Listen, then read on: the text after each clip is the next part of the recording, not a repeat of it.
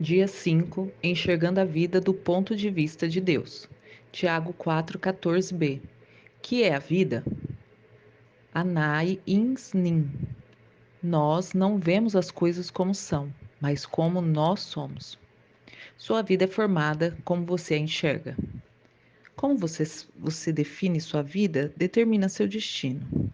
A perspectiva irá influenciar a maneira pela qual você investe tempo, gasta dinheiro, usa os talentos e valoriza os recursos. Uma das melhores maneiras de compreender as pessoas é perguntando: como você vê a vida? Dessa forma, você descobrirá que existem tantas respostas diferentes quanto existem pessoas.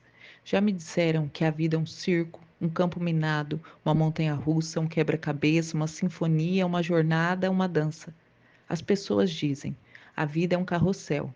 Às vezes você está lá em cima, às vezes embaixo, e algumas vezes você fica apenas dando voltas.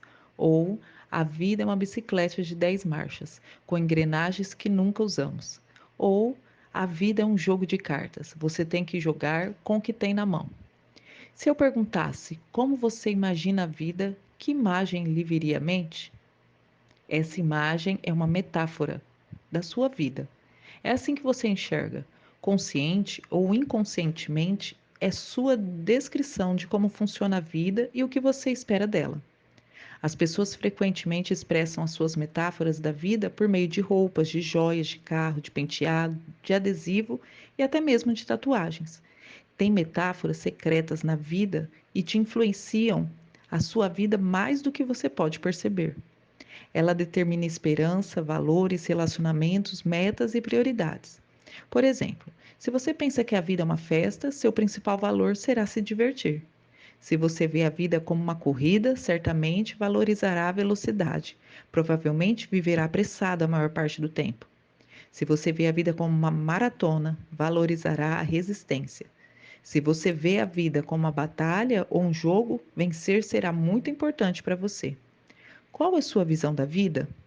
Você pode estar fundamentando a vida numa metáfora defeituosa. Para cumprir os propósitos para os quais Deus o criou, será necessário desafiar a sabedoria popular e substituí-la por metáforas bíblicas da vida. A Bíblia diz: não vivam como vivem as pessoas deste mundo, mas deixem que Deus a transforme por meio de uma completa mudança da mente de vocês. Assim vocês conhecerão a vontade de Deus. Romanos 12, 2. A Bíblia oferece três metáforas que nos ensinam a visão de Deus, a visão que Deus tem na vida. A vida é um teste, a vida é uma incumbência de confiança e a vida é uma atribuição temporária. Essas ideias são os fundamentos da vida dirigida por propósito. Estudaremos os dois primeiros nesse capítulo e o terceiro no próximo.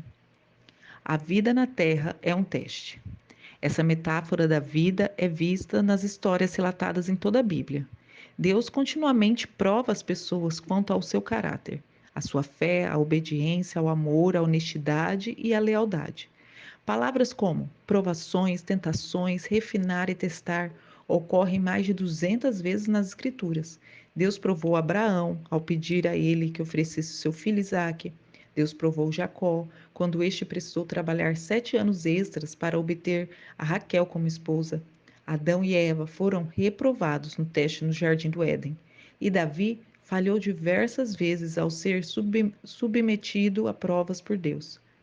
Mas a Bíblia também nos dá muitos exemplos de pessoas que foram aprovadas em provas importantes, como José, Ruth, Esther, Daniel. Os testes tanto desenvolvem quanto manifestam o caráter da pessoa. E toda a vida é um teste. Você está sendo sempre testado. Deus constantemente observa suas reações, as pessoas, os problemas, ao sucesso, aos conflitos, às enfermidades, às decepções e até mesmo ao clima. Ele até observa a mais simples ação, como quando você abre a porta para alguém, quando você pega um lixo que foi jogado no chão, ou quando é educado com um balconista ou um garçonete. Não conhecemos todos os testes que Deus irá aplicar, mas podemos prever alguns deles, baseados na Bíblia. Será testado por grandes mudanças, por promessas adiadas, por problemas insolúveis, orações não respondidas, críticas injustas e até mesmo por tragédias sem sentido. Em minha vida, eu percebo que Deus testa minha fé por meio de problemas, minha esperança pelo modo que eu lido com o que está em minhas mãos, o meu amor por meio das pessoas. Um teste muito importante diz respeito à sua atitude quando você não consegue sentir a presença de Deus. Às vezes Deus se retira intencionalmente e não sentimos mais sua proximidade. Um rei chamado Ezequias passou por esse teste. A Bíblia diz: Deus desamparou Ezequias para prová-lo e para saber o que realmente havia em seu coração. 2 Crônicas 32, 31b. Ezequias desfrutava de íntima comunhão com Deus, mas no momento crucial da sua vida, o Senhor o deixou, a fim de testar o seu caráter, revelar uma fraqueza e preparar para uma responsabilidade maior. Quando você compreender que a vida é um teste, perceberá que nada é insignificante em sua existência. Mesmo o menor incidente é relevante para os desenvolvimentos do seu caráter. Cada dia é importante, cada segundo é uma crescente oportunidade para aperfeiçoar o caráter, para demonstrar amor ou para depender de Deus. Alguns testes parecem pesados demais, enquanto outros não são sequer perceptíveis, mas todos têm implicações eternas.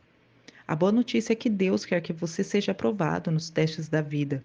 Por isso, jamais permitirá que você enfrente testes maiores que a graça que Ele lhe concedeu para lidar com eles. A Bíblia diz: Deus cumpre a sua promessa e não deixará que vocês sofram tentações que vocês não têm forças para suportar. Quando uma tentação vier, Deus dará força a vocês para suportá-la, e assim vocês poderão sair dela. 1 Coríntios 10, 13. Toda vez que você é provado num teste, Deus toma conhecimento e faz planos para recompensá-lo na eternidade. Tiago diz: Felizes são aqueles que perseveraram quando são testados. Depois de serem aprovados, receberão a coroa da vida que Deus prometeu aos que o amam. Tiago 1,12. A vida na terra é um cargo de confiança, um ato de fé. Essa é a segunda metáfora bíblica da vida. Nosso tempo neste mundo, bem como a energia, a inteligência, as oportunidades, os relacionamentos e os recursos são dádivas que Deus nos confiou para cuidar e administrar. Somos administradores de tudo quanto Deus nos dá. Esse conceito começa com o reconhecimento de que Deus é o dono de tudo e de todos.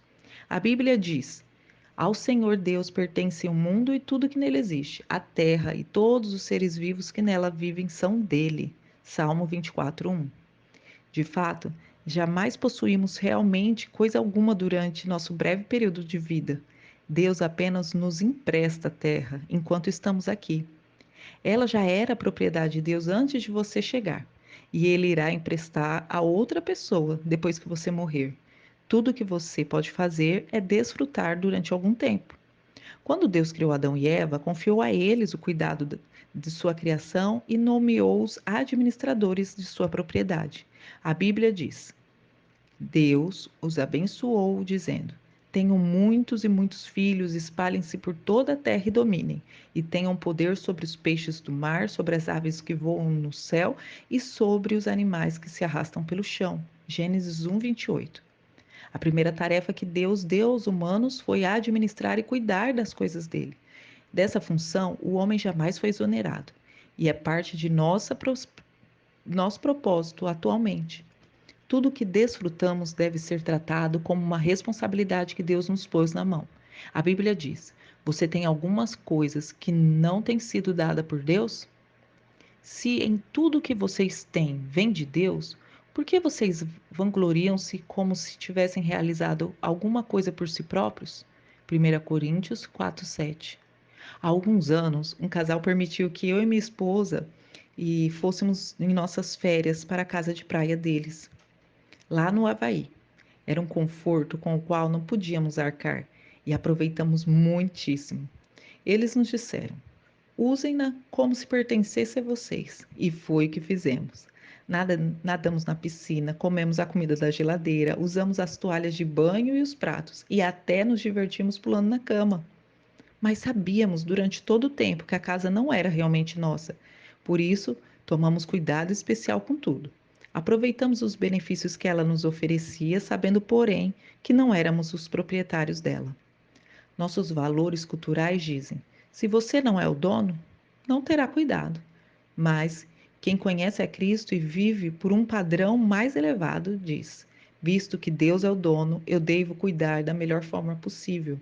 A Bíblia diz: os que receberam algo de valor em confiança devem demonstrar que são dignos de tais confianças. 1 Coríntios 4:2. Jesus frequentemente se referia à vida como um cargo de confiança e contou muitas histórias para ilustrar essa responsabilidade perante Deus. Na parábola dos talentos, em Mateus 25, de 14 a 30, diz que um homem de negócios confiou suas riquezas e cuidados aos servos enquanto estava fora. Quando retornou, avaliou as responsabilidades de cada servo, e recompensou cada um adequadamente. O senhor daqueles servos disse: muito bom, servo bom e fiel. Você foi fiel no pouco, e no muito te porei. Venha e participe da alegria do seu senhor. Ao final da sua vida, você será avaliado e recompensado conforme o seu desempenho a lidar com o que Deus lhe confiou. Isso significa que tudo o que você faz, mesmo uma simples tarefa diária, tem implicação eterna. Se você trata tudo como um cargo de confiança, Deus promete 3 recompensas na eternidade. Primeiro, você receberá o reconhecimento de Deus. Ele dirá: muito bem, bom trabalho. A segunda, você receberá uma promoção e uma responsabilidade maior na eternidade. Eu porei a cargo de muitas coisas. Terceira, você será honrado com uma comemoração. Venham e participe da alegria do seu Senhor.